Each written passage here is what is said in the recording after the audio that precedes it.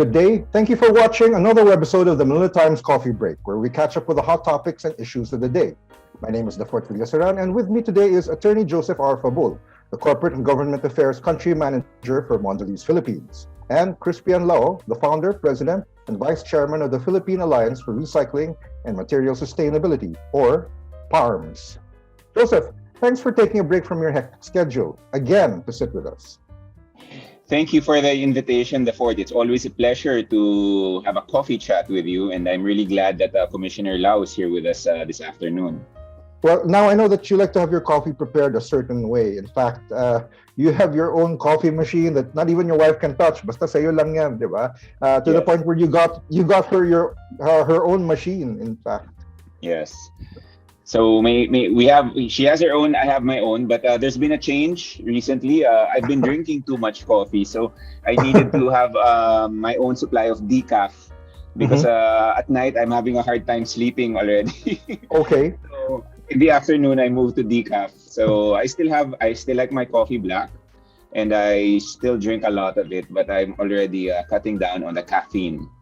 Okay. Well, at least the initial purpose of yung coffee drinking mo was success din kasi it was meant to keep you awake with all the things you have to do. Parang bawal lang antukin or bumabang energy levels mo with all the meetings, all the activities you have to attend to in terms of yung advocacy. Bawal matulog, which is exactly what's happening to you right now. That's right. Well, let's see Crispian. We have yet to know, Crispian, how do you like to have your coffee prepared and served? Well, my day starts with coffee. It needs to be ground and brewed at one cycle. I don't like ground coffee, being mixed or fixed, no. So I like it freshly ground and brewed and drunk within 1 hour span. If it's over 1 hour, I don't want it anymore. I'll make a new one. Okay. But what makes me different from Joseph perhaps is that, I do share with my wife, but then she doesn't like the way I make my coffee because I make it really strong. I prefer the barako, the strong type of coffee. So maybe that's actually a better style, diba? Without having to spend for another machine for your wife. Tapangan mo na lang para ayawan nga na talaga. Ganun. Yeah. That's the way to do it, no? I'll make my own batch, right? And when she wakes up, she has to make her own batch because she wouldn't want it, taking my batch anyway. And there's nothing left, just the same. I finish my coffee every morning. Are you having any difficulties with sleeping? Kasi si Joseph, he's had too much caffeine and you like to have your coffee. No. I need my coffee with the caffeine in it. It's for me. It's no longer coffee if you take out the caffeine. Parang bloodstream mo na yata. Sorry about that, Joseph. Well, as Joseph knows, I like to have my coffee black asin also. Really, really dark, but I add a pinch of chia seeds just to add that bit of kick, no? Yung strength niya, binibigay niya. I mean, that way I can give a strong greeting. That's why I'd like to welcome again Joseph, and for the first time, you, Crispian, to the Manila Times Coffee Break. Welcome. Thank you. Thanks Now, for having me. as a little backgrounder, as the parent company with a name coined by its employees to mean delicious food, snacking giant Mondelez International has been given the order from on high. So marching orders are for its various corporations worldwide to help tackle plastic pollution. Now we have Mondelez Philippines here joining Parms, or the Philippine Alliance for Recycling and Material Sustainability.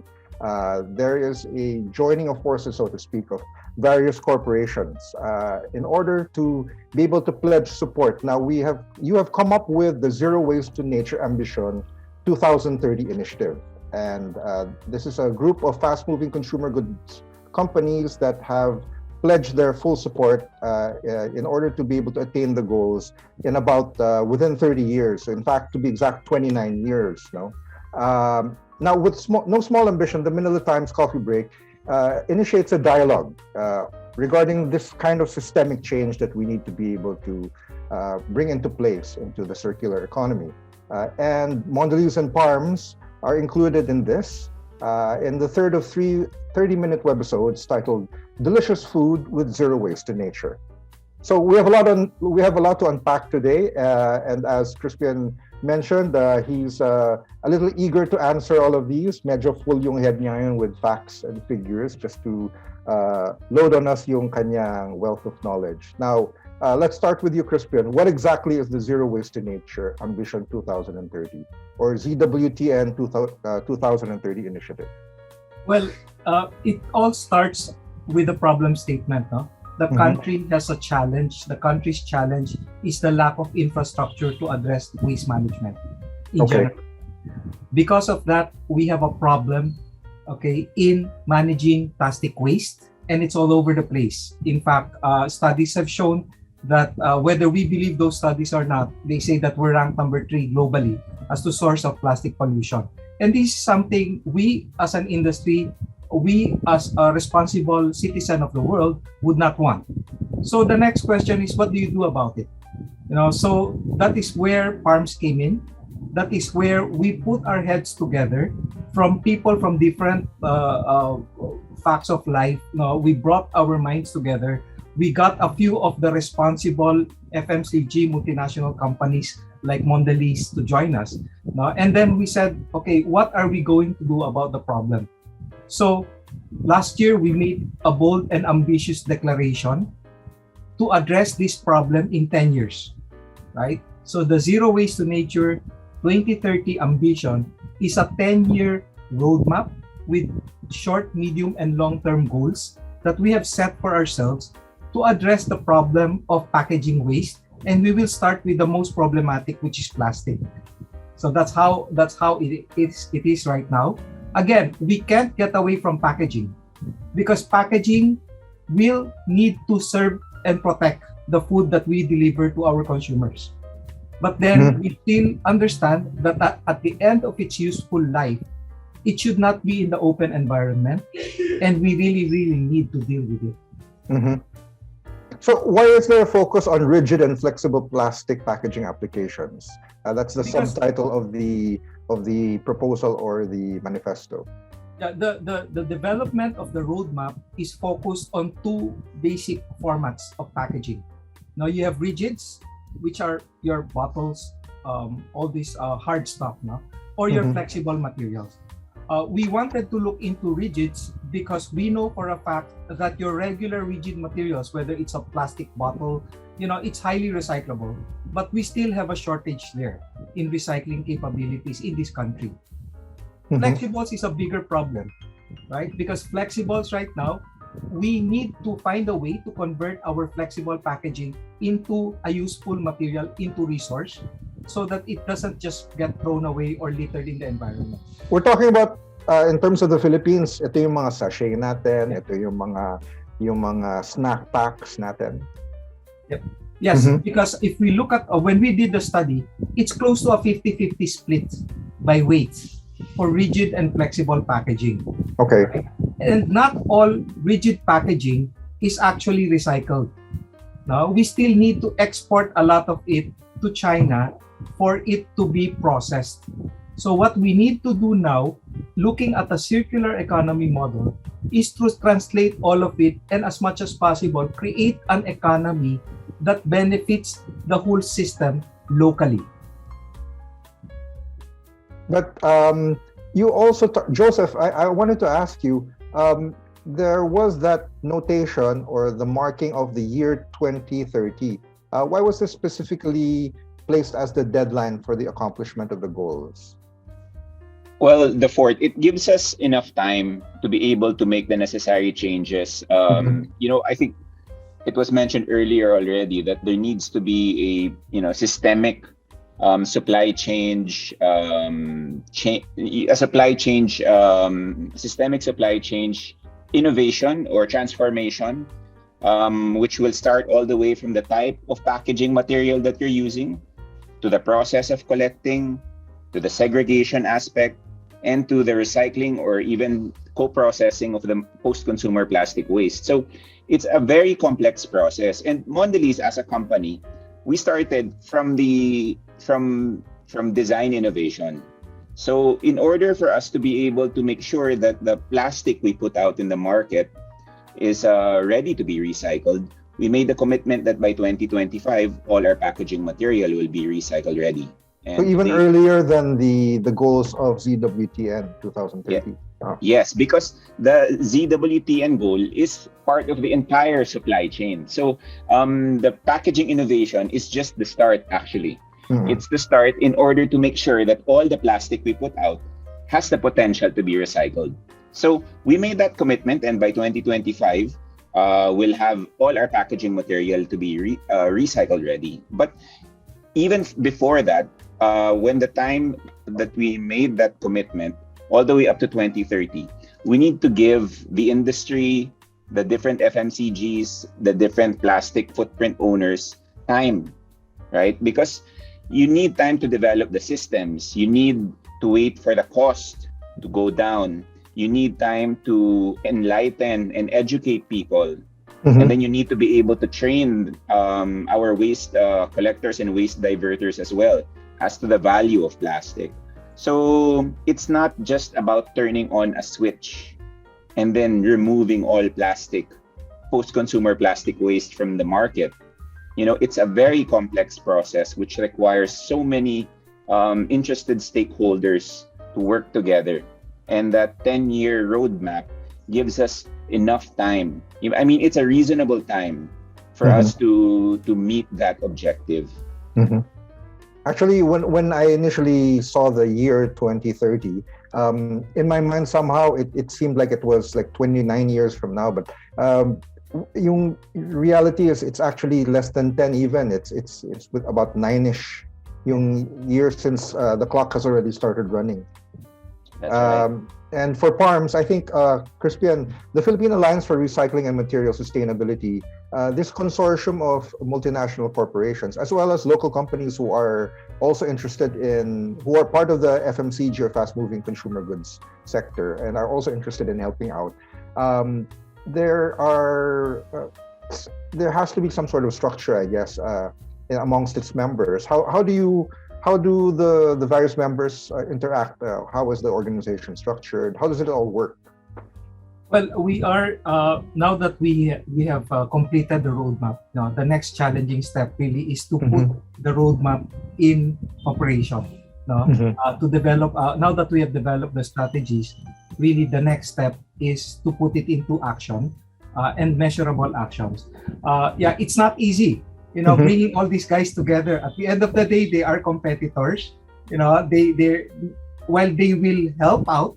No, I think for our viewers to be able to actually relate with all these big organizations and companies and personalities, they can actually think of it like you know those heroes that sometimes nag-aaway pa nga sila kasi you have different agenda, diba?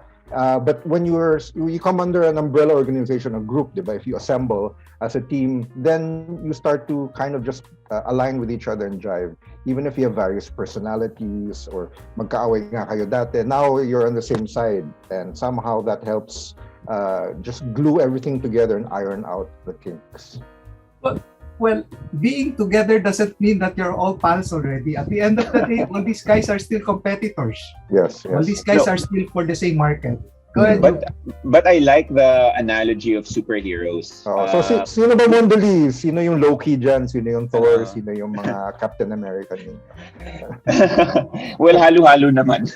But I think what's nice here is when you say superheroes, they all have a common objective, which is the common good, right? And then they all have different personal circumstances, different attributes, but they all come together for the common good. And maybe, you know, to use that analogy, which I really love, that's how we're situated now. You know, we're a group of companies who all have different products and might even be competing with each other. I don't know if we can mention some of them, but yes, we're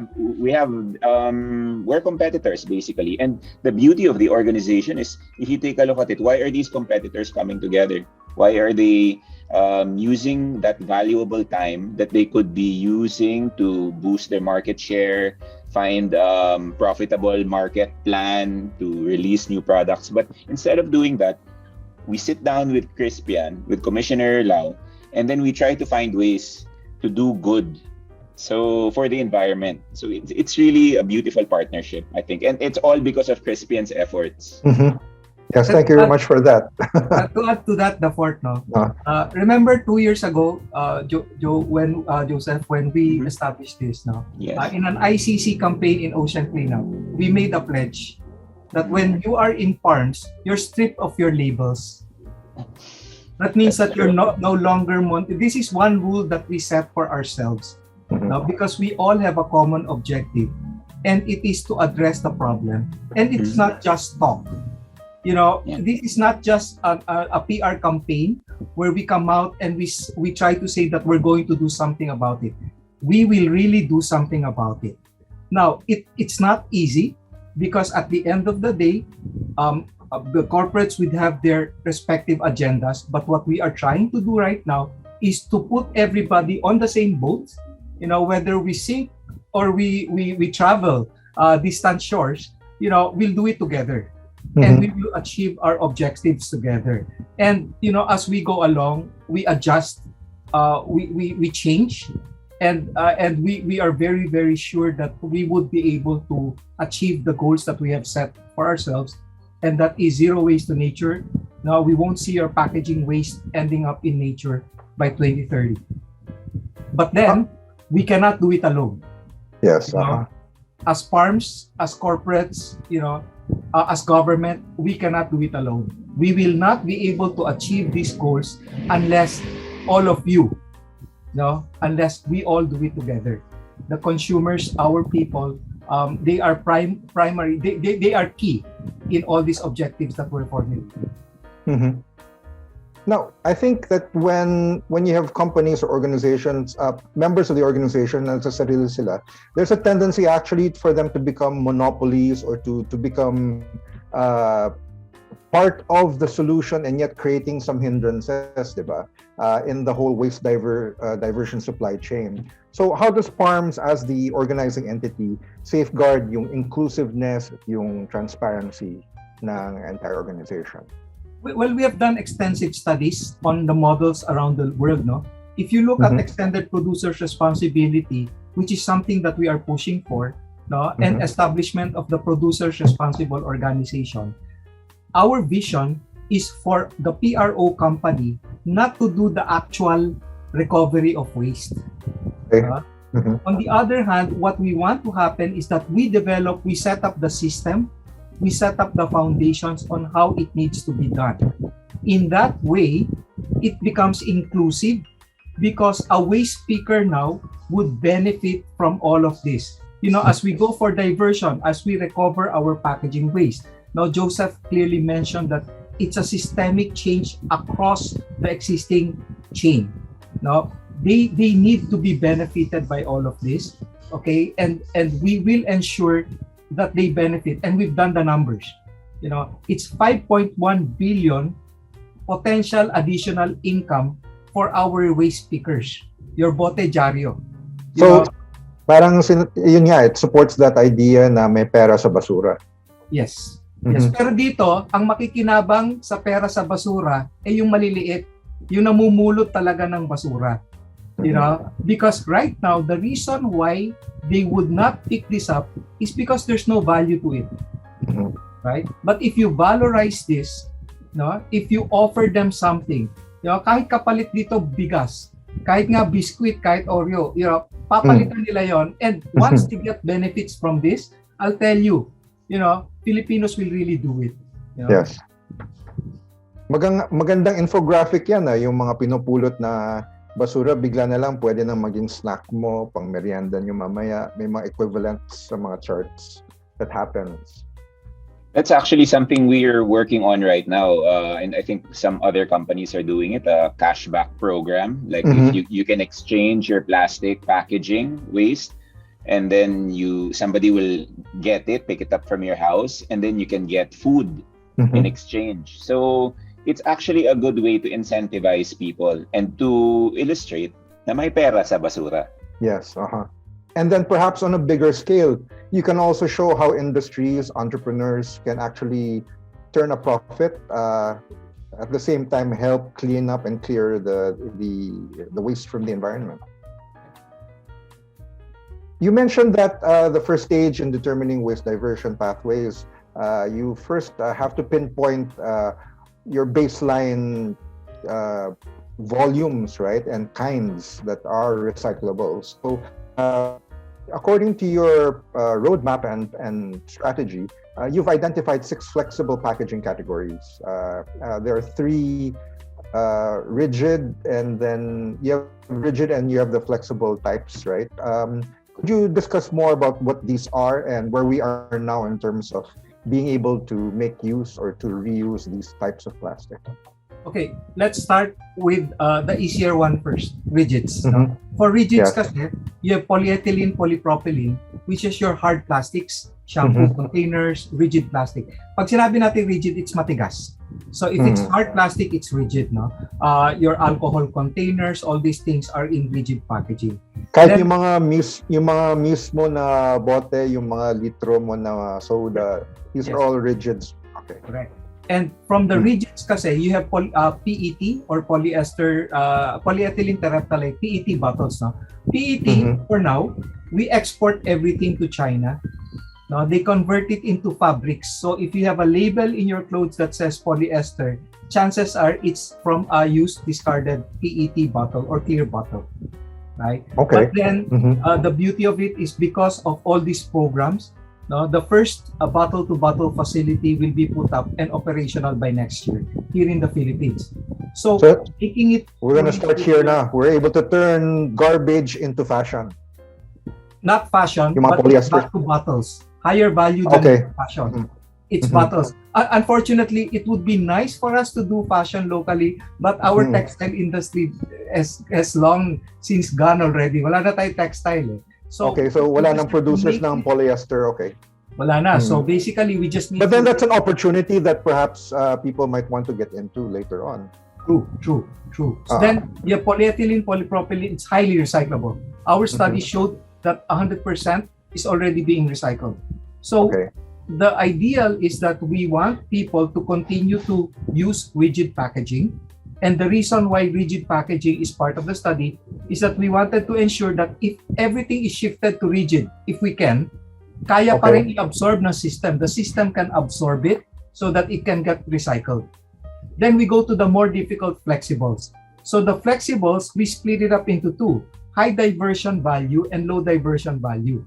High diversion is that this is now a material where we want to convert it into something.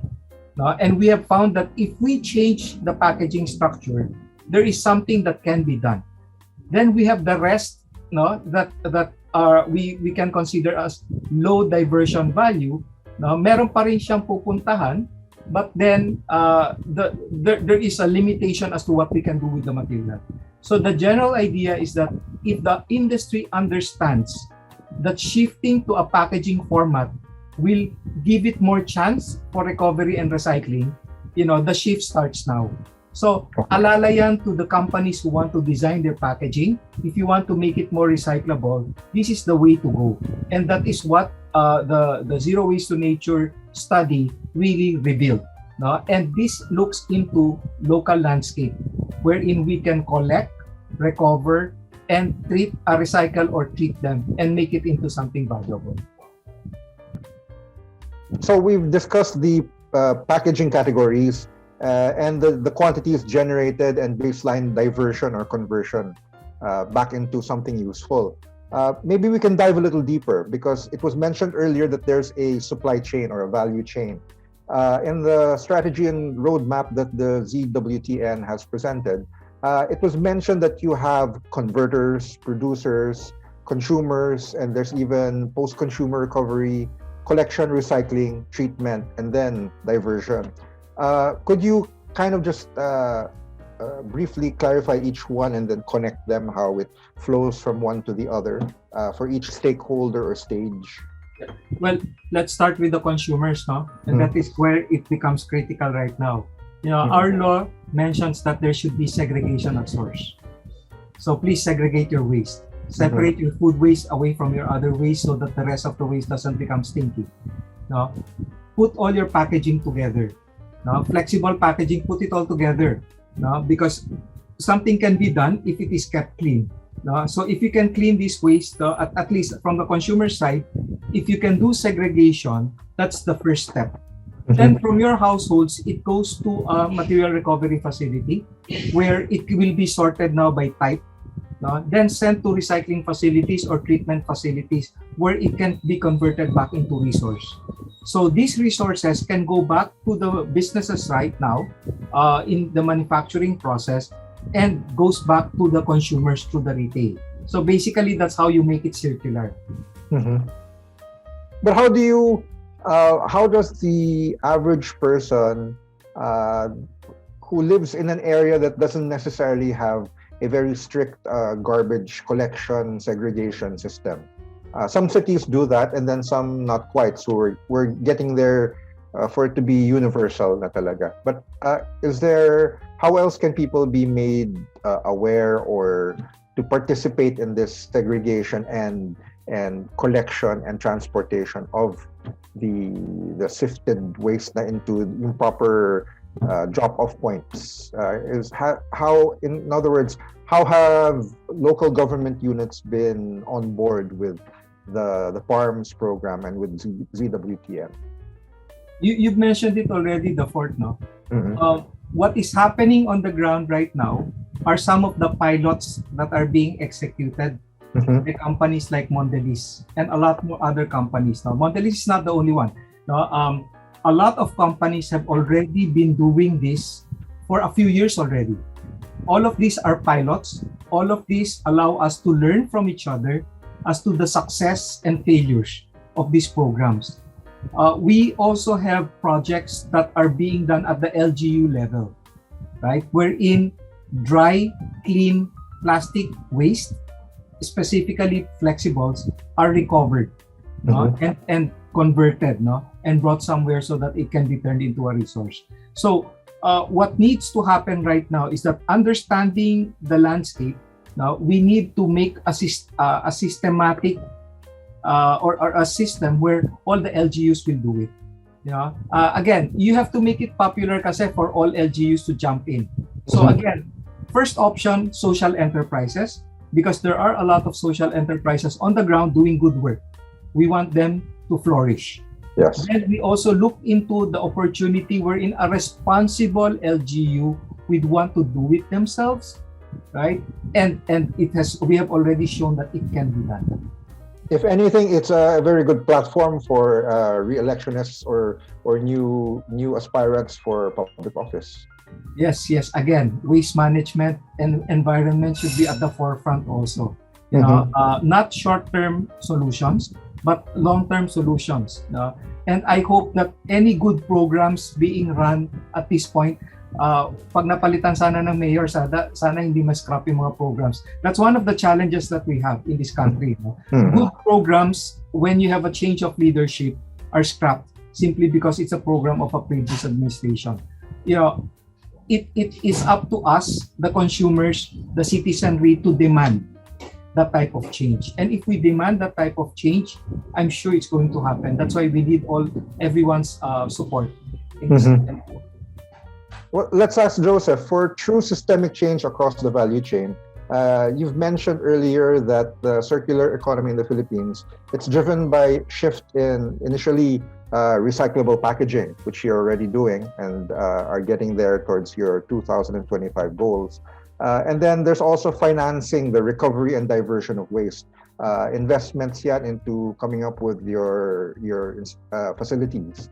But I think what's even more interesting, enticing even for local governments and investors or entrepreneurs would be how recycling and waste processing infrastructure and processes can actually be money-making. It can be a business in itself, or you can have savings involved for your company, or you can even turn a profit by providing services within or in between or amongst yung value chain processes natin. No?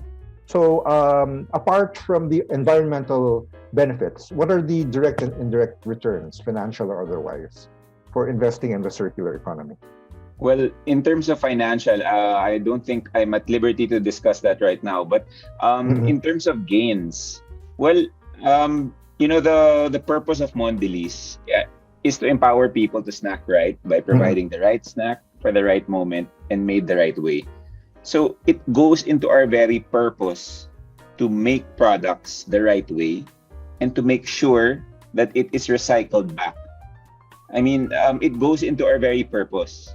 And then aside from that, we've been observing that many of our consumers are growing increasingly aware about the impact that their choices have on this planet. So our consumers are no longer insensitive, or they're not aware about what their choices can do, right? So they know that if you buy from this company is not a responsible corporate citizen. This company invests in recycle-ready package and in recycling infrastructure. Our consumers are aware of this, and that's why it's also important for us to listen to our consumers. I mean, we cannot have a deaf ear on how our consumers feel, right? So, I mean, in terms of that, I think that's where the benefit will come in. The very purpose of the company is aligned with investing in these sustainable initiatives, and our consumers themselves are looking for this type of initiatives from us.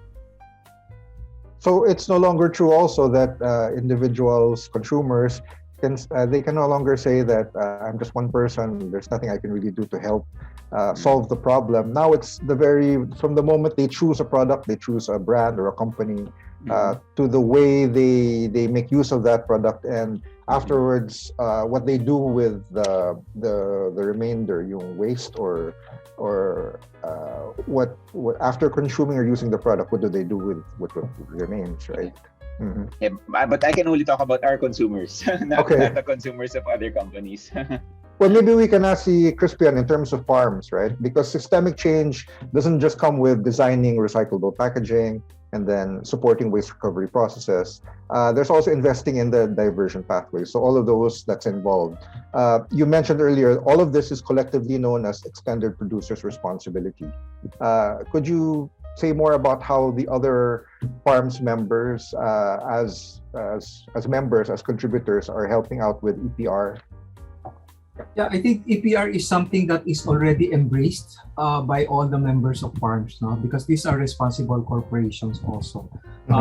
Again, but then it needs to be an EPR system that is fit for the Philippines, that is transparent and equitable for everybody. You mentioned earlier a key component of a lot of EPRs that are run globally, monopolistic.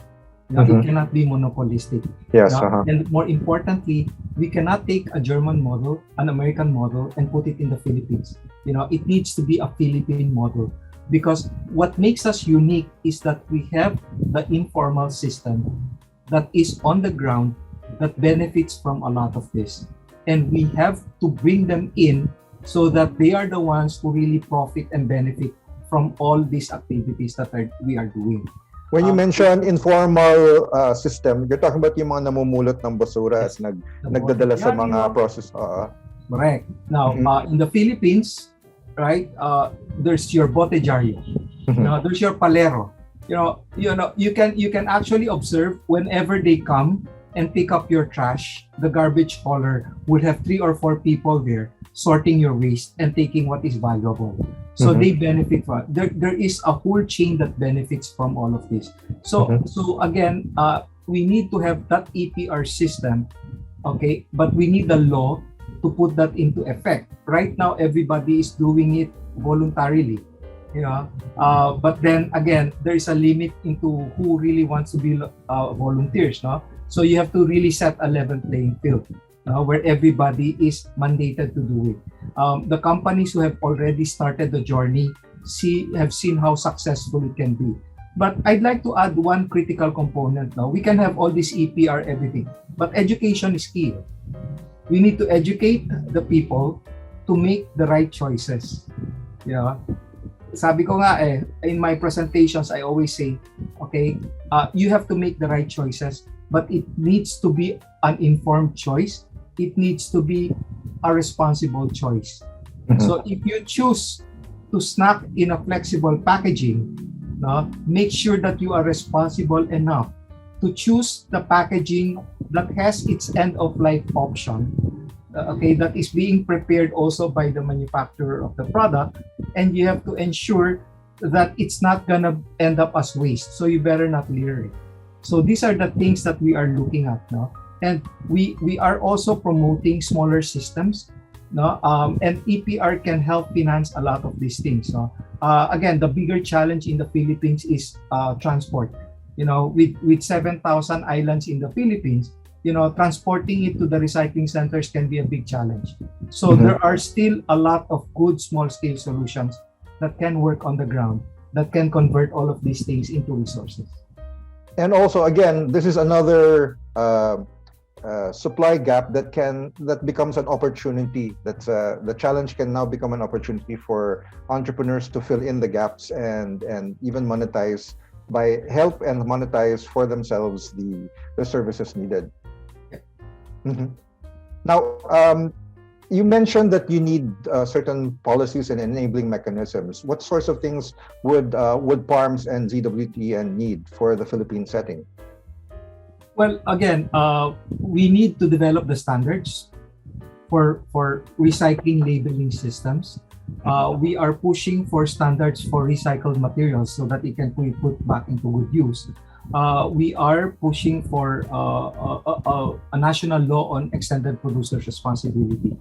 You know, with targets that are achievable. You know, it's easy to set targets. You know, the question is whether or not you can achieve the target. Yes, why can't we do it 2025? We'd like to if we can. You know, I'm sure Joseph will do it because he has a global mandate to do it. But then, no choice. You start with the big ones. You know, they take the lead. But then you have to consider the over 90% small medium that needs to come in also. Right? So the large can have their 2025. I'm all good with that. You know, but they set the stage for the medium enterprises and eventually the small enterprises to follow suit. Yeah, and that's what we are aiming for in the road. But it's not just about compliance. This is also incentivized for them. Not only will they help the environment get greener, but there's a certain, what are the benefits that they would get from being on board with the eventual mandate of these policies? Well, something that we are trying to work on is really promoting environmentally sound packaging and products.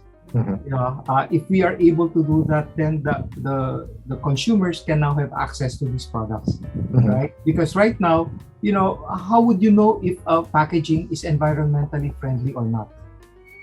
Nobody knows it, right? So we need to develop those standards to dictate, or for one company to say that yes, this packaging is environmentally friendly. Yeah. Again, there shouldn't be any greenwashing. You know, people think that if we shift everything to coated paper, you know, just remember that you need to cut trees, life cycle, you're losing, and it ends up as in the landfills just the same. So we need to have the standards to be able to assist consumers in making the right choices for themselves. That's true. I guess that's why you have your strategy and roadmap for the next decade or so. In fact, in 9 years from now, maybe Joseph can help paint a picture for us. Joseph, imagine a greener Philippines about 9 to 10 years from now, and you're maybe teaching my grandchildren you're telling them about, they're asking you, Lolo, is it true that before the Philippines, people had little plastic islands floating in the ocean and mountains of plastic? Diba? And then maybe, Crispian, you're riding in your carbon emission-free flying car na. Tapos, ako naman, nalilipat ko na yung consciousness ko into a new carbohydrate and sugar-free body. Diba? Hindi na dad bod. So, now, successful yung rollout ng ZWTN 2030, and it's an unprecedented success. What would the Philippines, what would the world look like? What is the footprint scenario for FMCGs in the country in 2030? Well, I think by that time we would have the necessary, hopefully, we would have the Mhm. necessary infrastructures which are already commercially viable and made at scale and can Mhm. accommodate the plastic footprint that we're putting out. Mhm. And then at the same time, we have a more conscious and aware citizenry, citizenry who feels that segregating and recycling is actually worth it. I mean, it's another thing to be conscious about the effect of what a product does to the environment, but it's another thing to expect them to work and to do the legwork for recycling, because you actually have to, work at it. You need, I mean, if you do it from at home, somebody needs to segregate it, and then you need to give it to the LGU in a segregated way, right? So probably by that time, that would be good. And then maybe by 2030, especially for us, for food manufacturers, because of course we're concerned about the environmental impact of our plastics, our post-consumer plastic waste, but we're also very concerned about the safety, security of the packaging material we use for the food that we sell. You True. know, Yes.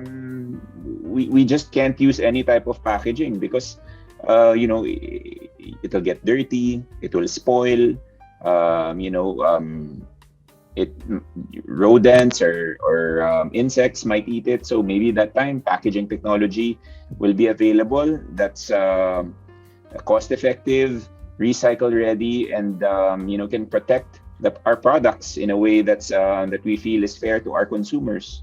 At that time, perhaps we can also start using more, or we can start using less of virgin plastic and start using more recycled content. If we're already using recycled plastic material, then we don't need to keep using virgin plastic, right? So we can do that. So it's we need time to develop the infrastructure, the system, the technology to come in to make it cost effective and to be ready to serve us at scale. So Mhm. hopefully by 2030, we will meet all of those expectations for us. All those things are actually, in a way, they're not science future anymore. They're science fact, and they're just science becoming. And like you said, you just need the proper timelines to be met to be able to achieve that eventual end game. But Yes. how do you project if things were to be, since what was once just a dream is now something that we're turning into reality? What's the next dream? What's the next? What's something more futuristic in terms of the intent for packaging and for product rollouts? Oh, you For the mean like way, way down the line, very, very, okay, in the if, future talaga. if we push it a little forward, so we've accomplished 2030. What's next? What would we like to be able to? How else can we improve our circular economy? No, for me, that's it. If you can if you can squeeze the amount of plastic that we currently have and use it again and again, Mm-hmm. and then limit the use of virgin plastic, then I think that would be the ideal. That we're actually, I mean, if you take a look at some of the natural resources that we scrounge from the earth and use, right? I mean, we use minerals, we Yes. use oil. I mean, these are all valuable materials that we use. Maybe plastic will become like that. The old plastic we will get because we can use it, we can reuse it, and then we can stop manufacturing and making more plastic, right? I mean, we can keep reusing plastic as it is. So that would be the ideal. And then eventually, maybe many, many years into the future, if there are commercially viable large scale alternatives, then there might be something else aside from Mm-hmm. plastic. I mean, Yes. if you go back to how it started for food packaging, I mean, before, what did we do to preserve food, right? You put salt on the dried food, right? And then we Mm-hmm. developed tin cans, and then we developed bottles, and then we developed plastic. I mean, if you think about it, I'm trying to be imaginative here, okay? And Yes. this is just me personally and not the company. I'm Yes, just yes. imagining from how we started packaging our food and then how we've progressed and where we are now. There's always an evolution of packaging. So Yes. many years down the line, we may have packaging material that just disappears. I mean, Yes. evaporates. Yes. And it could be good for food. I Mhm. mean, right? And it could be good for the environment. Who knows, right? Mhm. But what I see is there's a constantly evolving, you know, the packaging for food is always constantly evolving. So it will be quite interesting to see how it will be in many years down the line. True, yes. Hopefully, someone perhaps listening to this now or watching or maybe just stumbling upon it much later is probably someone who can figure out the solution, the next step, the next stage in packaging and product rollouts. That's Maybe true. we can ask Crispian also, in terms of viewing the utopia and things turn out for all the best, right? And ZWTN is a roaring success. What's the impact on infrastructure investments, labor and employment, and even the GDP of the country in terms of growth? Well, again, 10 years from now, I would visualize this country, the Philippines. No? Let's not go anywhere else. No? To go to that level of being a high income country. No? We've all been dreaming about that, graduating from a low middle income to a middle income or even a high middle income country, where waste no longer is a problem. But then we always look for better environment, a cleaner environment for everybody. So that's what I would like to see 10 years from now if we are successful. And again, conscious, when you have a populace that has more spending power, you would have less of the demand of low value packaging requirements. So again, it will all fit together. One country that a lot of us envy is Japan. How disciplined their people are. Japan tells us that it took them 50 years. What takes them 50 years, and I'm dreaming, we were allowed to dream anyway. Yes. We only need 10 years to achieve what Japan has done. Putting the necessary infrastructure in place while ensuring that people become disciplined over time. So let's not wait another 50 years. Doing it together, we should be able to make that difference and achieve our goals 10 years from now. And how about the potential employment generation and income generation for the success of meeting the goals of ZWTN? Direct employment out of investment for infrastructure. We have calculated it for 4,000 new green jobs. And this is new green jobs that can be developed over time. Okay? But we are not only looking at the 4,000 jobs that we are offering now. Okay, we're not displacing the lower income bracket who depend on waste as their livelihood. So we're looking at 5.1 billion annual additional income for them. So what we are envisioning would be new jobs plus additional income for those who are living based on the materials that they can get out of waste. And there's a third component: investments.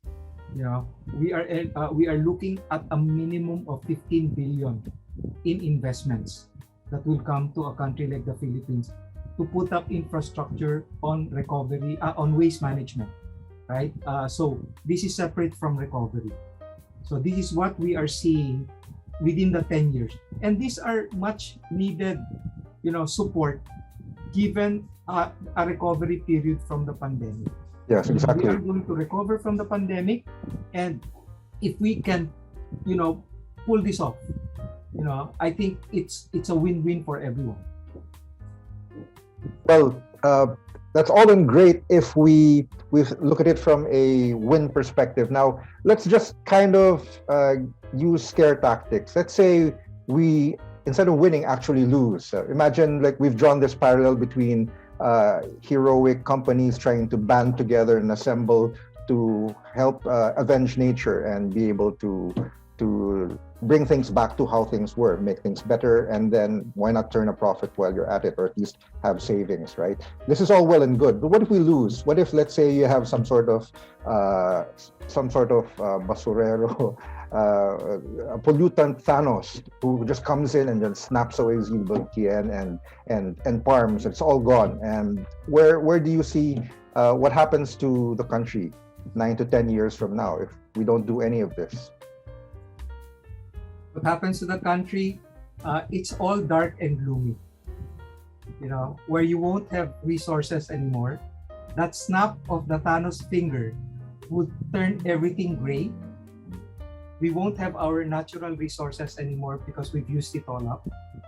Moving down the line, everything's gray. There's no fish in the ocean because there's no more oceans. This is not just this is backed up by data. This is not just some sort of storytelling to scare industrialists into towing the line. Well, you told me to scare people. That's why I said that. Data. No, well, there are studies. But again, studies are ongoing. There are studies that there would be more plastic trash than fish in the ocean by 2050. Okay. There are also studies that if we don't do something about this now, right, then it will affect our food supply. That's why dependence for fossil fuel-based materials should be cut down. And not only from the waste point of view, from climate change point of view, we're trying to do something about it locally and globally because resources are finite. So again, if we use it all up, there won't be any more, right? So on the short term, if we can convert what we have right now, convert it to energy rather than extracting coal, then let's do it over the short term. As we improve packaging, there are short-term winnable goals that we can achieve, and let's do it. Doing nothing would be detrimental to the environment and the way of life that we know it right now. Right? It might not be as gloomy or gray, but definitely people would suffer because with waste, there's disease and all these things. Well said. Kulang na lang hihirit ka ng I am inevitable. Diba? But inevitably, I am out of time and our break is over. So any parting words or summary insights for our viewers?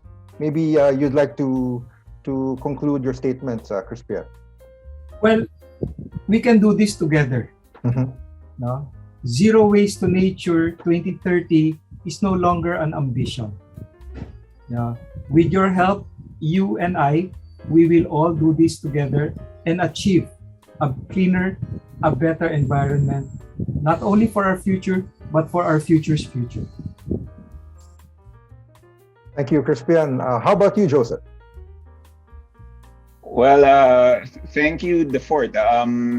At Mondelez International, we are committed to doing business the right way. We have clear plans for our environmental, social, and governance programs by creating a future where both people and planet can thrive. And we even call this sustainable snacking. So I hope that we are able to contribute in our own little way to the wealth of knowledge about sustainability and about Parms programs today. Thank you again, Dafort. Thank you very much. And thank you also to our audience for viewing and joining us on our webisode for today entitled Delicious Food with Zero Waste to Nature. I'm Dafort Villaseran, and this has been the Manila Times Coffee Break. Have a great week, and remember, we have no time to waste. Thank you.